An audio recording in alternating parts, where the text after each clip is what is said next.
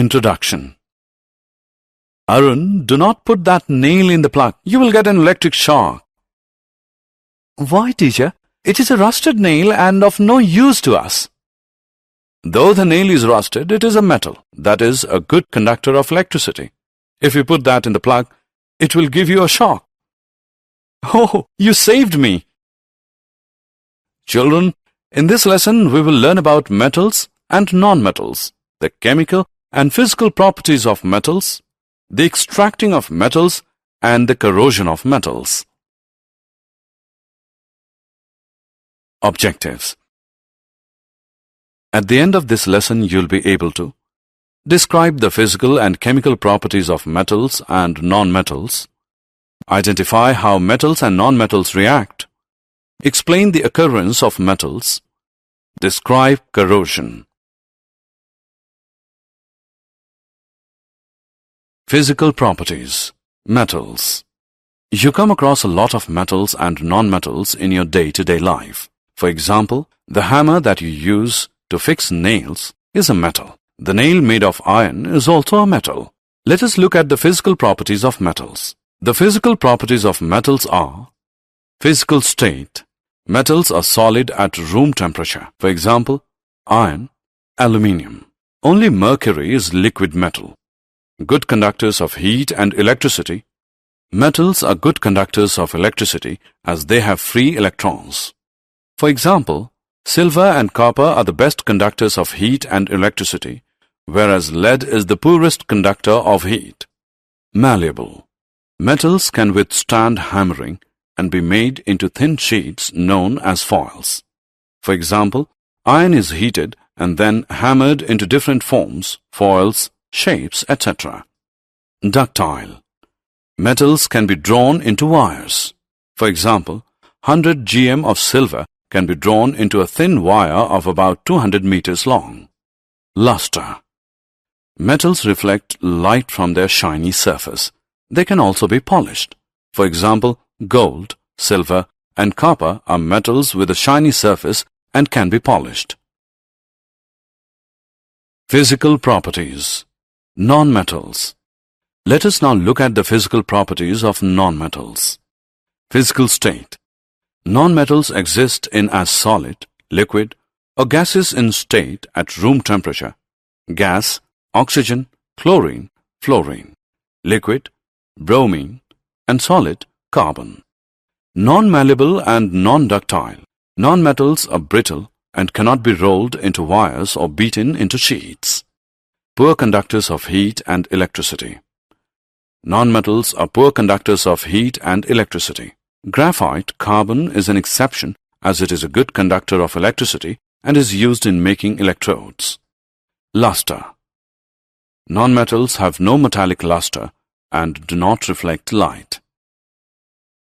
Did you know? Metals are solid at room temperature. The only exception is mercury, which is liquid. Mercury, the liquid metal, conducts heat and electricity as well. It is very dense. Mercury is very poisonous. Non-metals are poor conductors of electricity. However, graphite, which is a form of carbon, is a good conductor of electricity. Chemical properties of metals.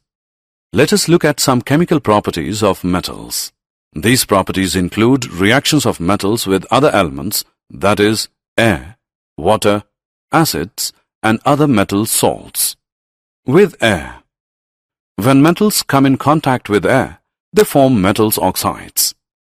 There are some metals that show both basic and acidic properties. Such metals are called amphoteric oxides. With water. When metals come in contact with water, they form metal hydroxides and hydrogen. Metal make the water become a metal hydroxide solution. With acids. Metals react with dilute acids to form salts and hydrogen. This reactivity varies from metal to metal. However, when metals react with nitric acid, hydrogen gas is not formed as this acid is a strong oxidizing agent.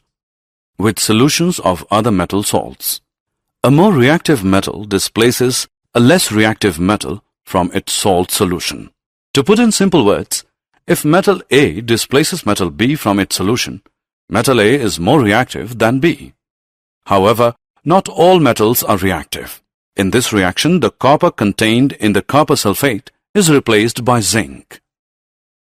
The reactivity series. Metals being arranged in the decreasing order of their reactivity is called a reactivity series. It is used to summarize information about the reactions of metals with air, acids, and water.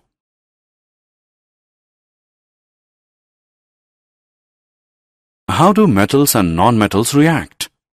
Metal atoms have 1 to 3 electrons in the outermost shell, whereas nonmetals atoms have 4 to 8 electrons in the outermost shell. Exception. 2 exceptions to this rule: hydrogen and helium. Metals that donate electrons gain positive charge equal to the number of electrons donated, and nonmetals gain electrons and negative charge equal to the number of electrons accepted. When a metal atom donates 1, 2, or 3 electrons from its valence shell to another nonmetal atom that has the ability to accept these electrons, it is known as electrovalency. As a result of this, both these atoms form the structure of an inert gas. The transfer of electrons from the atom of an element to the atom of another is called an ionic compound. Properties of ionic compounds. Let us look at some ionic compound properties. Physical nature. Ionic compounds are hard solids as the force of attraction between the positive and negative ions is very strong. These compounds are brittle and break when pressure is applied. Melting and boiling points. Ionic compounds have high melting and boiling points because of a considerable amount of energy that is required to break the strong inter-ionic attraction. Solubility. Ionic compounds are soluble in water and insoluble in solvents such as kerosene, petrol, and so on. Conduction of electricity. Ionic compounds, when in solid state, do not conduct electricity as the movement of ions is not possible because of the rigid structure. But when ionic compounds are in a molten state, it is possible to conduct electricity as the electrostatic forces of attraction between the oppositely charged ions are overcome due to the heat. This leads to ions to move freely and conduct electricity. Did you know? Positive to positive and negative to negative ionic bonds do not occur, just as the similar poles of a magnet repel.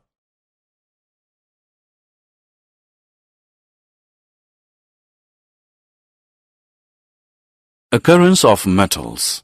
Extraction of metals and ores. Earth is the major source of metals. However, seawater also contains some soluble salts. Minerals are the elements or compounds which occur naturally in the Earth's crust. Sometimes minerals contain a very high percentage of a metal. This metal can be extracted from it. Such minerals are called ores. Ores are impure metals that contain a large amount of sand and rocky material. These impurities in the ore are called gangue. These impurities have to be removed from the ore before the metal is extracted. Once the impurities are removed, the ore is in a concentrated form. This concentration of the ore is also known as enrichment of ore. Extracting metals. After the metals are separate from their ores, they are classified based on their reactivity. The following are the various categories of metals grouped as per their reactivity. Extracting metals low in the activity series. Metals that low in the activity series are very unreactive. The oxides of these metals are reduced to metals by heating alone. Extracting metals in the middle of the activity series. The metals in the middle of the activity series are moderately reactive. These metals are usually present as sulfides or carbonates in nature. It is easier to obtain a metal from its oxide. Therefore, first these metals need to be converted to their oxides. The process used to convert sulfide ores by heating strongly in the presence of excess air is known as roasting. The process used to convert carbonate ores by heating strongly in limited air is known as calcination. Extracting metals towards the top of the activity series. The metals that are high up in the reactivity series are very reactive and cannot be obtained from their compounds by heating with carbon, as these metals have more affinity for oxygen than carbon. These metals are obtained by electrolytic reduction. Refining of metals. The metals produced by reduction processes are not pure.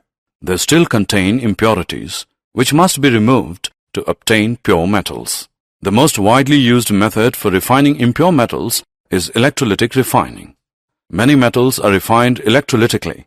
The impure metal is made the anode, and a thin strip of pure metal is made of cathode. A solution of the metal salt is used as an electrolyte. On passing the current through the electrolyte, the pure metal from the anode dissolves into the electrolyte. An equivalent amount of pure metal from the electrolyte is deposited on the cathode. The soluble impurities go into the solution, whereas the insoluble impurities settle down at the bottom of the anode. These are known as anode mud. Did you know? Silver, gold, and platinum atoms are not easily oxidized. So, silver, gold, and platinum simply fall from the anode to the bottom of the tank, where they can be scrapped up after the electrolytic refining process is complete. Corrosion. Metals that are chemically active get corroded in the presence of a moist atmosphere. Corrosion is an oxidation reaction with atmospheric oxygen in the presence of water on the surface of a metal. For example, iron and aluminium corrode. However, non-reactive metals like gold, platinum, mercury do not corrode. There are 3 ways to prevent corrosion. Sacrificial protection, where the more reactive protecting metal is oxidized away, leaving the protected metal intact. Alloying, where metals are mixed with other metals to make non-rusting alloys. Galvanizing, where a metal is covered in thin zinc layer. This layer is produced by electrolytic deposition. Summary. Let us summarize what we have learned. Metals are good conductors of electricity, whereas non-metals are poor conductors of electricity. Metals react with air, water, and acids. Metals being arranged in the decreasing order of their reactivity is called a reactivity series. The transfer of electron from the atom of an element to the atom of another is called an ionic compound.